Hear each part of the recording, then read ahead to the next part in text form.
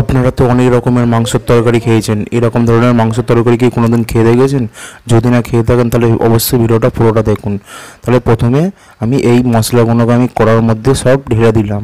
ঢেলে দিয়ে ওটাকে ভালোভাবে নাড়াচাড়া করে প্রথমে লাল করে একটু ভেজে নিলাম। এবার ভালো করে যখন ভাজা হয়ে যাবে তখন ওটাকে আমি তুলে রাখলাম। এরপর আমি কড়ার মধ্যে দিলাম সরষের তেল, দিয়ে ওর মধ্যে দিলাম আলু কাটাগুলো। পরপর আমি আলু কাটাগুলো কড়ার মধ্যে এক এক করে দিয়ে দিলাম। দিয়ে আলুগুলোকে কিন্তু এরকমভাবে সাইজে কেটে নেবে। মাংসের তরকারি এরকম আলু দিলে খুব টেস্ট হয়, আমার খেতে ভালো লাগে। এবার আলুগুলোকে ভালোভাবে নেড়ে চেড়ে নেবে। নাড়াচাড়া হওয়ার পর ওর মধ্যে একটু সামান্য হলুদ গুঁড়ো দিয়ে দেবে, একটু নুন দিয়ে দেবে। দিয়ে এবার ওটার মধ্যে ভালোভাবে একটু ভাজার পর যখন নেড়ে চেড়ে যখন একটু লাল লাল করে ভাজার চেষ্টা করবে, উল্টে পাল্টে ভালোভাবে যখন লাল লাল করে ভাজা হবে, ভালোভাবে যখন ভালোভাবে নাড়াচাড়া হওয়ার পর এবার ওটাকে লাল লাল হওয়ার পর এবার ওটাকে তুলে রাখবে।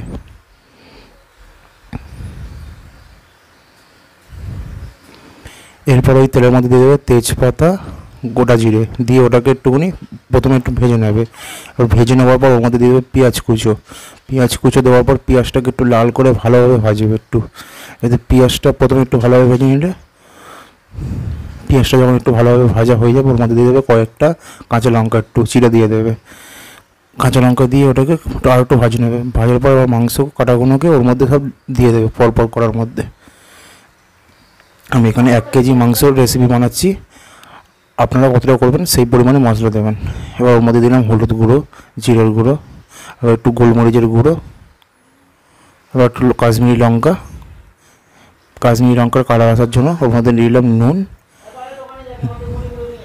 নুনটা দিয়ে এবার ভালোভাবে ওটাকে কষবে ওটাকে, যাতে মশলাগুলো ভালোভাবে এর মধ্যে সব লেগে যায়, সেইভাবে ভালোভাবে কষবে ওটাকে নেড়ে চেড়ে। এবার ভালোভাবে একটু নাড়াচাড়া ভালোভাবে করবে যাতে কোনো জায়গায় মশলা না কমতি থাকে। এবার মশলা কষার পরে আদা বাটা দিয়ে দিলে, রসুন বাটা দিয়ে দেবে। দিয়ে ওটাকে রসুন বাটার আদা বাটার সাথে মাংসটাকেও ভালোভাবে কষে নেবে। রসুন বাটার সাথে মাংসটা ভালোভাবে কষার পর এরপর ওর মধ্যে 5 মিনিট ধরে কষবে ওটাকে। 5 মিনিট ধরে কষার পর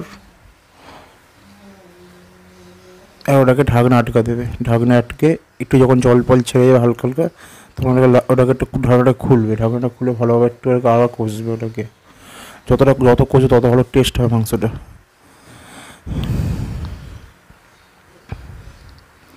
একটু ভালোভাবে কষার পর আবার টমেটো আর এই আলু ভাজাগুলোকে ওর মধ্যে দিয়ে দিলাম। দিয়ে ওটাকে ভালোভাবে আলুর সাথে আর টমেটোর সাথে ভালোভাবে মাংসটা কষে নেব আরও 5 মিনিট।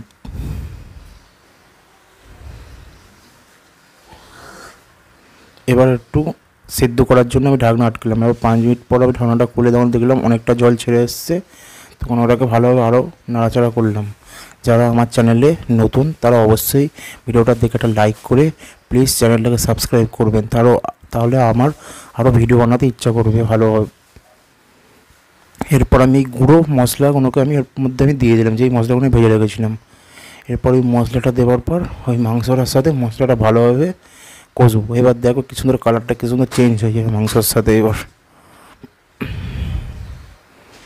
মাংসর সাথে ভালোভাবে ওটা কষার পর যখন দেখবো কালারটা এরম চলে এসছে, একটা সুন্দর ধরনের কালার চলে এসছে, এরপর আমি ওর মধ্যে একটু জল দিলাম। জল দিয়ে ওটাকে আমি একটু নাড়াচাড়া করে আরও 10 মিনিট চিকেনটাকে নাড়াচাড়া করলাম এবার করার পর মাংসটা ওটাকে আরেকবার ঢাকনা আটকে দিলাম। ঢাকনা আটকে আরও আমি 5-10 মিনিট পর ওটাকে আমি খুললাম, দেখলাম অনেকটা জল ছেড়ে এসছে এবং মাংসটা অনেকটা সেদ্ধ সব হয়ে এসছে, আলু মাংস সব সেদ্ধ হয়ে এসছে।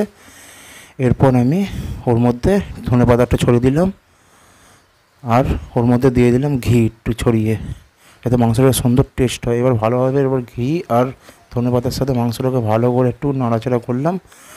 ভালোভাবে নাড়াচাড়া করার পর এবার আমি ওটাকে মাংসটা লাভিয়ে নিলাম। দেখুন কি সুন্দর কালারটা এসছে। যদি ভালো লাগে অবশ্যই কিন্তু সাবস্ক্রাইব করবে চ্যানেলটা।